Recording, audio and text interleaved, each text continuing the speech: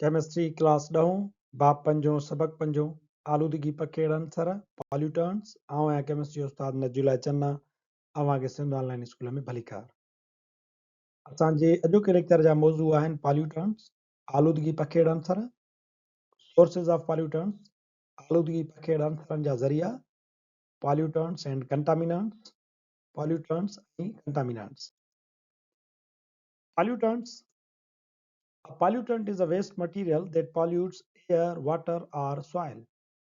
Pollutant हिकिड़ो बेकार मादो थिए थो जेको असांजी ज़मीन पाणी या हवा में गदलाइण पैदा कंदो आहे उनखे ख़राब कंदो आहे.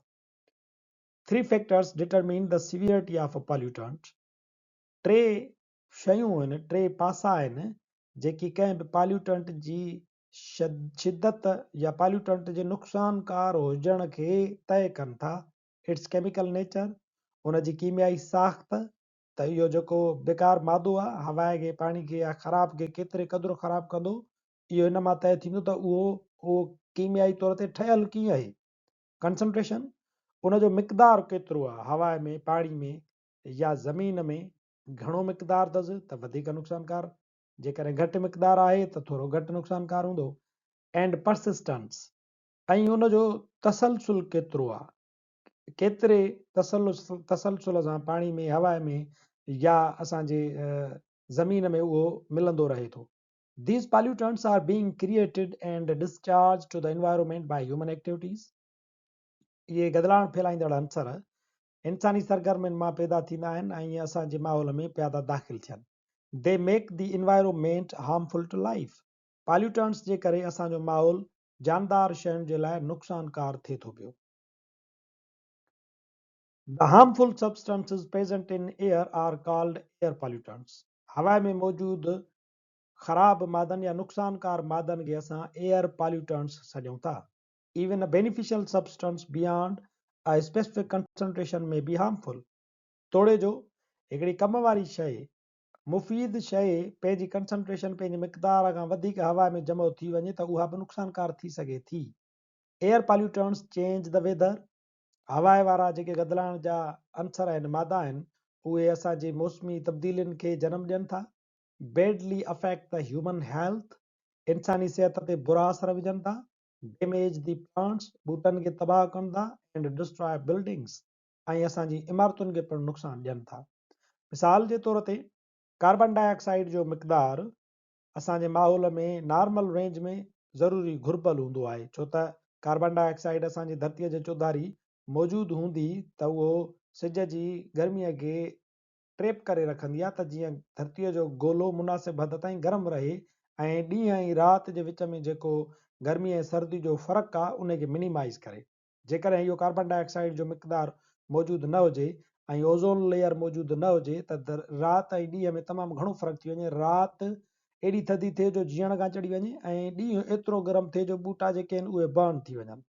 हाणे ओज़ोन लेयर जेकॾहिं पंहिंजी हद खां मथियां खां हेठि ठही पवे तॾहिं बि नुक़सानकार, असांजी धरतीअ खे तमामु घणो गरम करे छॾींदो.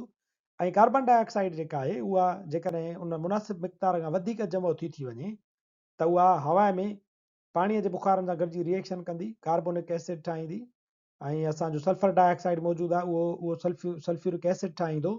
पाणी जॾहिं उहो मींहं जी सूरत में वसंदो त उन सां गॾु इहे तेज़ाबी मादा कार्बोनिक एसिड ऐं सल्फ्यूरिक एसिड हेठि ज़मीन ते जो किरंदा त पथरनि सां बि अहिड़ी हालत कंदा आहिनि जो उन्हनि खे फिटाए छॾींदा आहिनि, उन्हनि खे ॻारे छॾींदा आहिनि.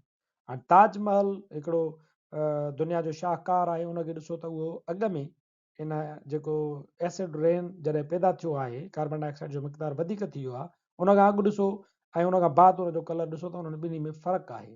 ईअं ई स्टेच्यूज़ वग़ैरह जेके आहिनि उहे तव्हांखे टुटल फुटल नज़र ईंदा हूंदा, फिटल, उहे इन ई माहौलियाती गदलाइण जे करे थींदा आहिनि. सोर्सेस ऑफ पॉल्यूटेंट्स जा ज़रिया. Carbon oxides are released when fossil fuels burn. Carbon oxide, carbon dioxide हुजे या कार्बन मोनोऑक्साइड हुजे, उहे असांजे माहौल में तॾहिं था पैदा थियनि या शामिलु थियनि जॾहिं असां फॉसिल फ्यूल्स जेके आहिनि ॿारियूं था. फॉसिल फ्यूल्स माना यानी पिंड पाणनि मां हासिलु थींदड़ जेको ॿारण आहे. मिसाल जे तौर ते सुई गैस आहे, मिसाल जे तौर ते पेट्रोलियम मां हासिलु थींदड़ प्रोडक्ट्स आहिनि, उहा डीज़ल हुजे या पेट्रोल हुजे या गैसोलीन हुजे या तव्हांजी LPG हुजे, उन्हनि खे जॾहिं तव्हां ॿारींदा आहियो त उन्हनि मंझां कार्बन डाइऑक्साइड या कार्बन मोनोऑक्साइड रिलीज़ थींदी आहे ऐं असांजे एटमॉस्फेयर में वञी करे गॾु थींदी आहे। जॾहिं हुनजो मिक़दारु हद खां वधीक जमो थींदो आहे त उहो पॉल्यूटेंट थी वेंदो आहे। नंबर ॿियो आहे nitrogen oxides. Nitrogen oxides form when nitrogen and oxygen combine at high temperatures. Nitrogen oxide तॾहिं ठहंदी आहे जॾहिं नाइट्रोजन ऐं ऑक्सीजन जो पाण में मेलाप थिए। हाणे इहो नाइट्रोजन ऐं ऑक्सीजन जो मेलाप मथे हवा में कोन थींदो, छो त नाइट्रोजन जेका आहे इनर्ट गैस आहे, उहा कंहिंसां रिएक्शन कोन कंदी मथे। तंहिंजे करे नाइट्रोजन ऐं ऑक्सीजन खे पाण में मिलण जे लाइ वॾो हाई टेम्परेचर घुरिजे। इहो हाई टेम्परेचर गाॾियुनि जे अंदरि इंजननि में पैदा थींदो आहे, फैक्ट्रीज़ में पैदा थींदो आहे या पावर प्लांट्स में पैदा थींदो आहे। इन पावर प्लांट्स में या फैक्ट्रीज़ में या व्हीकल्स में जिते तमामु घणी गर्मी आहे, उते नाइट्रोजन ऐं ऑक्सीजन पाण में मिली पवंदियूं त नाइट्रोजन ऑक्साइड्स ठही पवंदी आहे ऐं उहा मथे हवा में शामिल थी पॉल्यूटेंट तौर ते उते कमु कंदी आहे। Sulphur oxides. Sulfur oxides are produced when sulfur and oxygen combine. This happens when coal that contains sulfur burns. हाणे सल्फर ऑक्साइड वरी तॾहिं पैदा थींदो जॾहिं उहो कोयलो सड़े जंहिंजे अंदरि सल्फर मौजूदु हूंदो आहे। हाणे कोयले जा क़िस्म थींदा आहिनि ऐं असां इहो पढ़ी आया आहियूं त कोल जेको हासिलु थींदो आहे उन्हनि मंझि सल्फर जो मिक़दारु जेको हूंदो आहे, जेतिरो कचो कोयलो हूंदो ओतिरो उन में वधीक हूंदो। आख़िरी जेका वञी करे कोयले जी सूरत थींदी आहे, जेको सख़्तु कोयलो थींदो आहे, उन में सल्फर घटि हूंदो आहे तमामु। बाक़ी ॿियनि सूरतुनि में बिट्यूमिनस वग़ैरह में इहो कोल में सल्फर जा मिक़दार मौजूदु हूंदा आहिनि। उन कोल खे जॾहिं साड़बो त उन में सल्फर बि मौजूदु आहे। सल्फर जीअं ई सड़ंदी त ऑक्सीजन सां रिएक्शन कंदी ऐं सल्फर ऑक्साइड्स पैदा थींदो। इहो सल्फर ऑक्साइड पिणु असांजे माहौल में गॾु थींदो आहे ऐं पॉल्यूटेंट तौर ते कमु करे थो। Toxic heavy metals include mercury and lead. ॻरा धातु मिसाल जे तौर ते शीहो या पारो, इहे ज़हरीला पिणु थियनि था। Mercury comes from smoke stacks. ही मादा चिमनियुनि मां, सनअतुनि मां जेके आहिनि ख़ारिज थींदा आहिनि। उहे लेड हुजे या शीहो हुजे, इहे ज़हरीला मादा आहिनि। ज़मीन में मिली वेंदा, हवा में मिली वेंदा त इहे पंहिंजा ज़हरीला असर जेके आहिनि उहे पैदा कंदा आहिनि।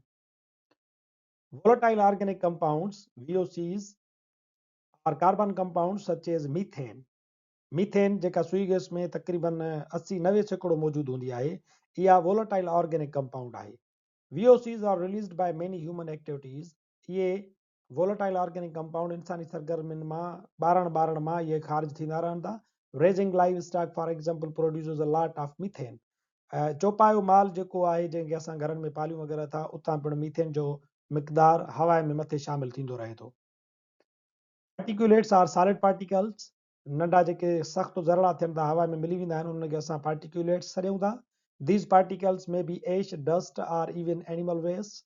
जानदारनि जो बेकार मादा हुजनि या धूड़ आहे या खाक आहे, इन्हनि खे बि असां पार्टिकुलेट सॾियूं था। Many are released when fossil fuels burn. ऐं वरी जॾहिं तव्हां फॉसिल फ्यूल वारो बर्न ॿारींदा आहियो त तव्हां पार्टिकुलेट्स जेके आहिनि सॉलिड पार्टिकल्स, उन्हनि मंझां पिणु खोड़ सारा मथे हवा में शामिल करायो था पिया। Pollutants and contaminants. The pollutants are those substances which cause pollution. Pollutants असां उन्हनि शयुनि खे चऊं था जेकी गदलाइण जो सबबु बणिजनि था, while contaminants are those substances that make something impure. ऐं वरी contaminant असां उन शइ खे था चऊं जेका कंहिं शइ खे गैर ख़ालिस बणाए। मिसाल जे तौर ते जीअं असांजो पाणी आहे, हाणे पाणीअ में जेकॾहिं लूणु पइजी वियो त असां उनखे कंटामिनेशन चवंदासीं। पर पाणीअ में जेकॾहिं प्लास्टिक शामिल थी वई त असां उनखे प्लास्टिक खे पॉल्यूटेंट सॾियूं था। कॉमन पॉल्यूटेंट्स में मिसाल जे तौर ते nitrogen oxide, sulphur oxides, particulate matter, ground level ozone. Ozone जो तह जीअं असां ॿुधायोसीं त मथे हूंदो आहे स्ट्रेटोस्फेयर में, त उहो फ़ाइदेमंद हूंदो आहे। पर जेकॾहिं हेठि ठही थो पए पहिरें तह में त उहो धरतीअ जे गोले खे रहंदो गरम कंदो, नुक़सानकार थींदो आहे, उहो पॉल्यूटेंट आहे। वोलेटाइल ऑर्गेनिक कंपाउंड्स, मीथेन वग़ैरह, मर्करी ऐं लेड या असांजो पर ऑक्सी एसाइल नाइट्रेट्स वग़ैरह जहिड़ा मुरकिब आहिनि जिन खे असीं पॉल्यूटेंट्स सॾियूं था। Contamination is simply the presence of a substance where it should not be or at concentrations above background. असां कंटामिनेशन सिधी जेकर हुनजी वस्फ़ कयूं त असां ईअं चऊं था त हिकिड़ी शइ उन जॻह ते मौजूदु हुजे जिते उनखे मौजूदु हुजणु न घुरिजे, ऐं या वरी उहा पंहिंजी कंसंट्रेशन खां वधीक का शइ मौजूदु हुजे त उनखे कंटामिनेशन चइबो। Pollution is contamination that results in or can result in adverse biological effects to resident communities.